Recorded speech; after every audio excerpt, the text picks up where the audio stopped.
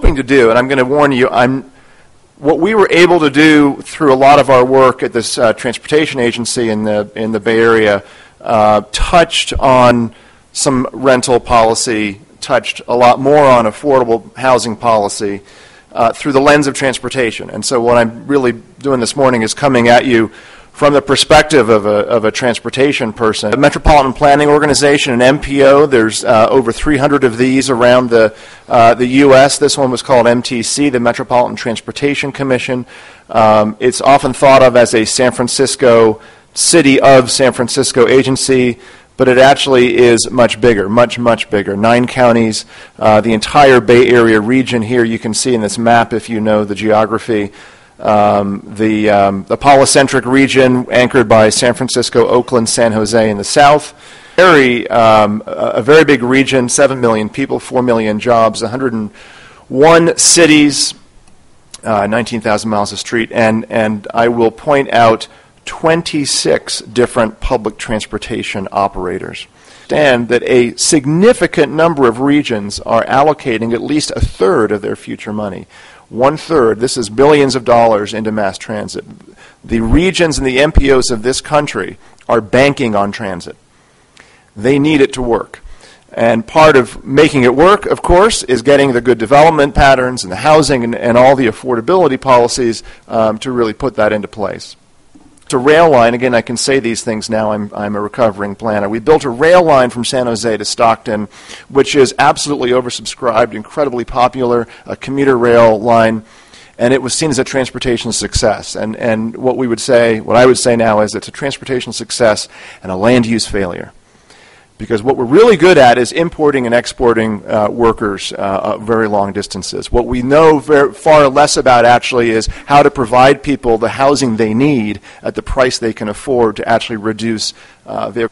Now, this began, and I came in when this program was up and running, but it began to evolve, and I'll show you kind of over time how this started, into a whole set of programs, sort of an umbrella of programs that we called Transportation for Livable Communities. We're having a raging debate now at the federal level about what is livable communities, and isn't this kind of frilly stuff? And well, this is livable communities. This is money that we rewarded to the city of San Mateo to build housing right in their downtown, near transit, walkable to the commuter rail station.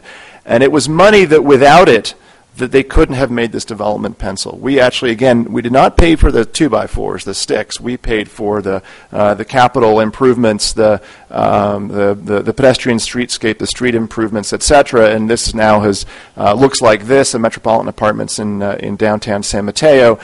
It was on the Amtrak corridor up to Sacramento.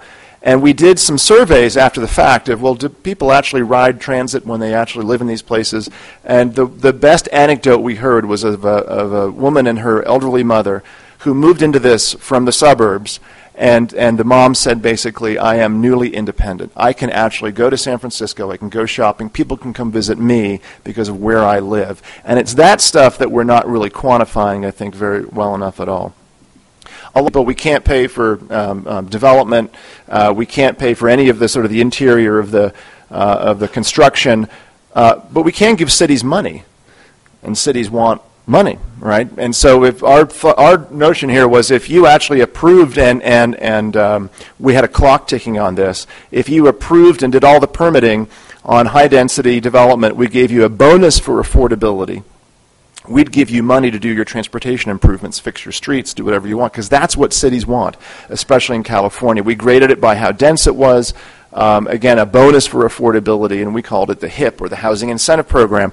And every couple of years we would do the call for projects, and you can see really how many communities we touched throughout the 9-county region. In the San Francisco region, I showed you that slide earlier about the percentage spent on new transit, is building 19 new transit corridors, a cost of over $13 billion in investments. And while we see the TLC program, over 25 years, on the left-hand side there, you can see the amount of money we were putting into those incentive grants. On the right-hand side is the amount of money we're putting into new transit corridors. And as my boss, Steve, used to like to say, carrots are nothing but big sticks painted orange. And that's a pretty big stick when you got $13 billion. I was brought in, and I was given the dubious honor of saying, well, we've already promised this money to all these corridors, but now we want to actually write a policy that requires them to do more infill and affordable housing near transit. And I said, wait a second, we've already promised them the money? Yeah, but you can do it. You know, you can write this policy. So we started about a 2-year process.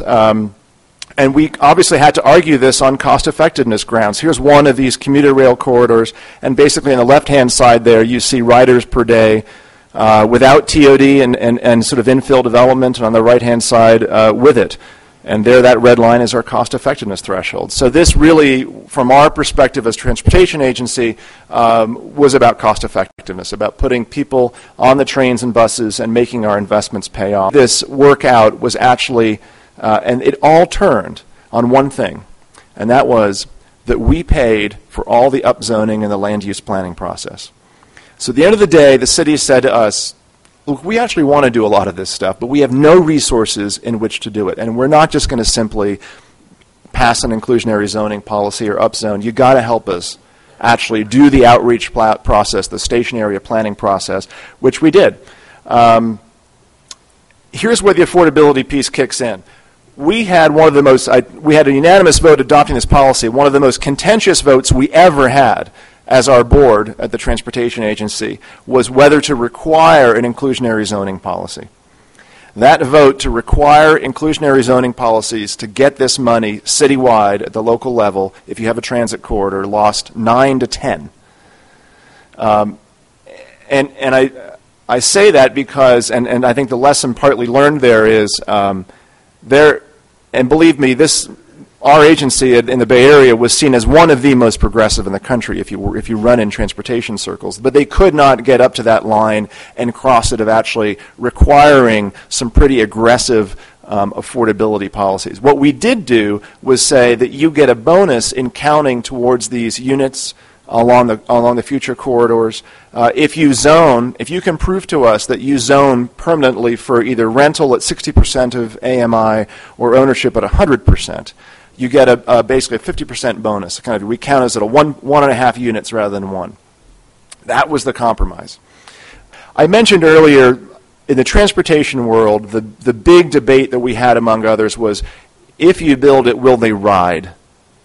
You know, show us that those folks actually in those housing units actually use the trans bus. The other thing I will say, which I think we tend to get lost on in the transportation world because we tend to think about big, heavier, expensive kinds of transportation projects, is it's not just about transit. We're not thinking that everybody's going to give up their cars and just ride transit for every single trip. Scott said it very well. Transit really is, in many ways, it's the down payment. It's the assurance that a lot of people need that there's going to be a transportation system there for a long time to come, which is one of the advantages it does have over bus, and why BRT board members, our commissioners at this agency, to other regions, right, peer-to-peer learning. And we went to Portland, and we looked at a lot of the land acquisition stuff that's been done by TriMet, by Metro, the fund swapping, the purchase of property, the flipping it so that you can actually build affordable. And I will just tell you that not only did those trips help, but that peer-to-peer exchange just sparked absolute intensity, excitement amongst our board members, who are, again, local elected officials, and basically paved the way for a new land acquisition fund. Important to note here that it took a good 15 years for a lot of this stuff to evolve, between our initial transportation land use policies to our TLC programs and the like, all the way up to the acquisition fund in 2010.